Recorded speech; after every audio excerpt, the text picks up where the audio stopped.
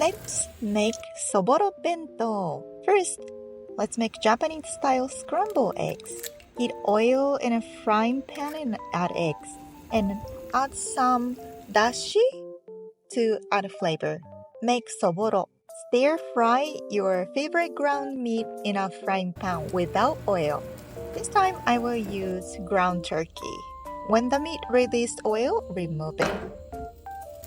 Add sake, mirin, sugar, and soy sauce. And stir-fry.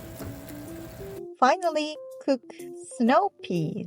Hold the edge slightly and remove the streaks on both sides. Heat in the microwave for 1 minute.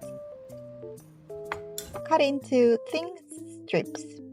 Add cooked rice into bento box. You can use either white rice or brown rice as you like. Place soboro on top. Sprinkle the sauce all over as well. Add eggs and snow pea to complete the Soboro Bento.